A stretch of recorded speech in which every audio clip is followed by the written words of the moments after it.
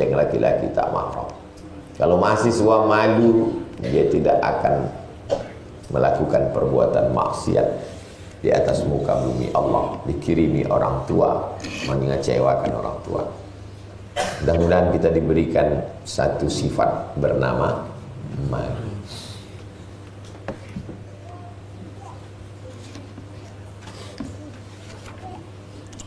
Assalamualaikum waalaikumsalam warahmatullahi wabarakatuh. Bagaimana cara menghilangkan beban pikiran karena kehilangan orang yang disayang supaya bisa fokus menghafal Quran lagi? Kita bisa tak mengistirahatkan mata? Bisa apa tak bisa? Bisa. Cuma cara mengistirahatkan mata? Pejamkan mata tuh. Kita bisa tak mengistirahatkan kaki? Bisa. Bagaimana caranya? Berhenti berjalan. Kita bisa tak mengistirahatkan telinga?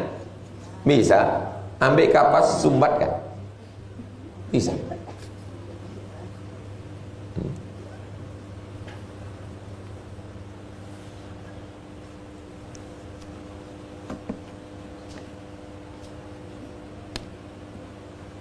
Tapi kita tak bisa mengistirahatkan pikiran. Kalau mata bisa, pejam.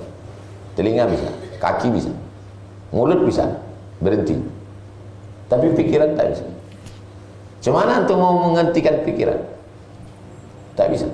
Jadi kalau ada orang mengatakan, kosongkan pikiran, kosongkan. Berdatangan dia datang rekening listrik, air, angsuran,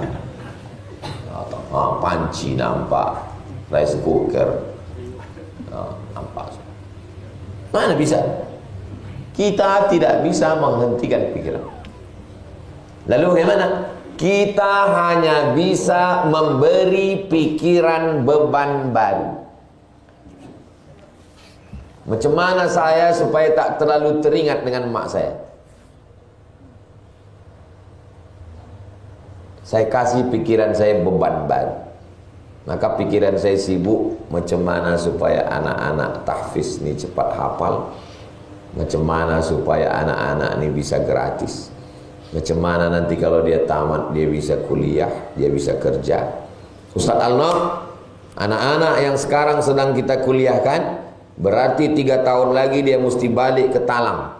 Selama 3 tahun ini kita bangunkan pondoknya, dapat tanah, buatkan kelas, kita buatkan asrama untuk santrinya, kita buatkan rumah dinasnya. Karena nanti tamat dia sekarang sedang kuliah nih. Tamat dia balik, cuma dia mau berbini, rumahnya tak ada. Mesti kita buatkan rumah dinas, sementara dia punya rumah sendiri. Kita mesti carikan guru gajinya. Kerjasama kita sama Basnas. Jadi pikiran ini, kita tak bisa mengosongkan pikiran. Kita hanya bisa mengalihkan ke pikiran baru. Mau fokus menghafal Quran, orang tua baru meninggal. Cuman maka alihkan pikiran baru. Aku mesti menjadi penghafal Quran. Setelah menjadi penghafal Quran, aku mesti jadi sarjana supaya punya ijazah. Setelah itu aku akan buka rumah Quran, aku akan punya murid, aku menulis buku metode tahfiz Quran. Pahala ke almarhumah mengalir. Mesti begitu cara pikir. Aku mesti buat sekolah tahfiz Quran, anak-anak nanti menghafal Quran, pahalanya mengalir. Kita tidak bisa membuat pikiran berhenti berpikir, tapi kita bisa memberi pikiran beban yang baru. Pergi ke rumah kiai, kiai, tolong kasih saya zikir, tolong kasih saya supaya pikiran saya tenang, masalah saya banyak. Kata kiai, pulang ke rumah, nanti baca istighfar 100 kali, salawat 100 kali, la ilaha illallah 100 kali. Di jalan dia bingung, apalah. Sampai pulang ke rumah, dicobain. Astagfirullahaladzim, astagfirullahaladzim, astagfirullahaladzim, astagfirullahaladzim, astagfirullahaladzim. Allahumma salli ala sayyidina Muhammad wa ala ali sayyidina Muhammad. Allahumma salli ala sayyidina Muhammad. Betul. Setelah itu alhamdulillah tenang. Kenapa? Karena waktu orang berzikir itu, yang tadi itu berhenti. Kalau antum pergi ke Jalan Ahmad Yani, jumpa psikiater, antum tak dikasihnya zikir, dikasihnya daftar obat. Obat ini dimakan sebelum makan, ini dimakan setelah makan, ini makan sedang makan, ini seperempat, ini sepertiga. Sesumpit obat itu. Antum makan, antum pun tertidur. Antum bangun, dia datang lagi. Maka dengan pengajian kita sedang mengalihkan pikiran. Antum sedang stres, depresi. Begitu antum ikut pengajian, Ustaz tuh cerita tentang Nabi Musa dikejar Fir'aun. Oh, aku baru dikejar debit kolektor. Belum seimbang sama Fir'aun, gitu deh. Besok datang debit kolektor. Kapan kau bayar? Nabi Musa lebih parah lagi daripada aku ini. Kau belum ada apa-apanya dari Fir'aun. Tak bisa berhadapan sama orang ini, kita debit kolektor. Kita hanya bisa memberi pikiran beban baru. Dengan berzikir sesungguhnya orang sedang mengalihkan pikiran. Paham ya? Jadi jangan antum larut di situ. Kalau larut di situ hanya tenggelam dalam kesedihan. Macam orang masuk dalam lumpur hidup, ditelannya di dalam makin larut. Mau menikah, sudah digadang-gadang dari semester 1. Pas habis KKN semester 7 mati dia. Antum larut dalam kesedihan. Menikahlah. Kalau antum menikah, sampai cinta antum ke orang antum cintai, akan lahir anak-anak yang soleh dan solehah.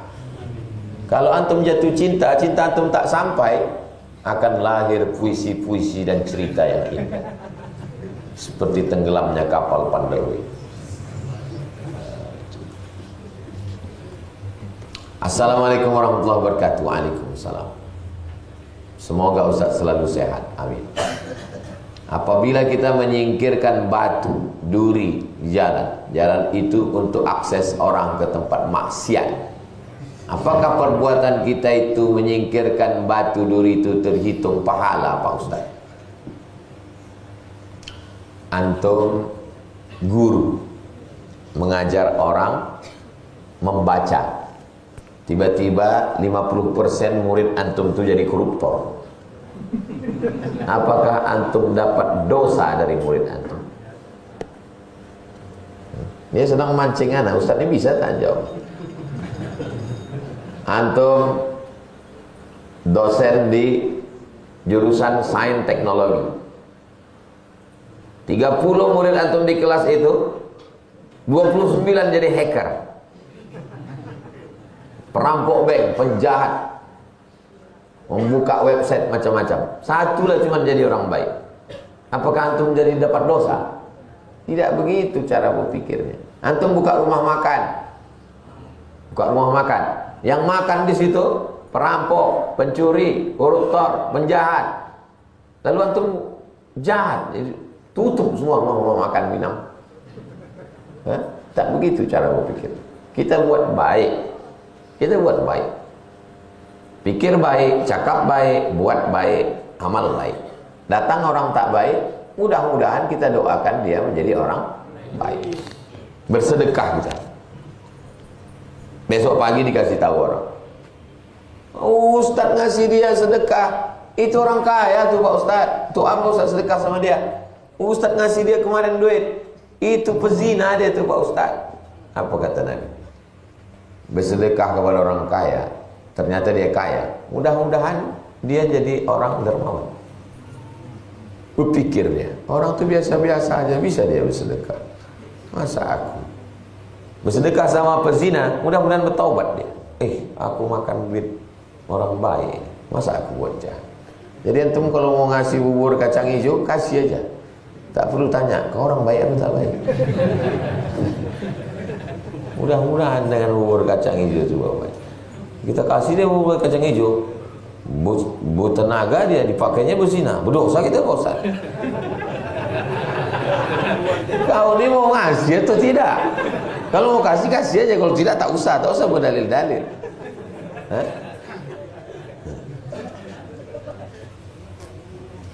Ibadah kita bagus, tapi dengan tetangga tak bagus. Apa solusinya Pak Ustaz? Dulu sebelum turun ayat warisan, walakum nisfu ma taraka azwajukum illam yakul lahunna walad. Kamu dapat setengah harta istrimu kalau tak ada anak.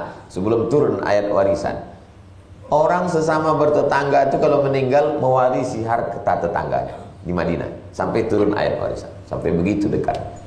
Tetangga kita itu dibagi dua, wal jari dzil qurba wal jaril junubi. Tetangga yang ada hubungan kerabat, tetangga yang tak ada kerabat, tetangga sepupu, tetangga saudara kandung, tetangga. Tapi ada tetangga yang tak ada hubungan. Sampai begitu dimasukkan tetangga dalam orang dekat dengan kita. Kalau mati saya, apakah saudara saya yang jauh itu yang datang ngurus jenazah saya? Tidak. Tetangga saya di Rimbo Panjang nilai yang akan menyolatkan saya, mengangkat saya ke pemakaman. Jadi kalau ada orang tak baik ke tetangga, itu salah satu bukti dia tidak beriman kepada Allah. Man kana yu'minu billahi wal yawmil akhir, siapa yang percaya kepada Allah dan hari akhirat, fala yu'zi jarahu, jangan menyakiti tetangga. Siapa itu orang yang tak beriman? La ya'manu jarahu bawa'iqahu, tak aman tetangganya dari kejahatannya. Saya kalau pergi hati saya aman tenang, karena tetangga saya tak ada yang mengacau saya. Jangan sampai kita pergi ke Makkah mau umroh, terpikir kita jangan diambilnya lah buah mangga. Labbaik Allahumma labbaik, masuk pula diambilnya lah. Jangan sama potnya udah hilang sekalian. Kan rusak kali pikiran kita kalau sampai tetangga kita jahat. Membuat baik sama tetangga.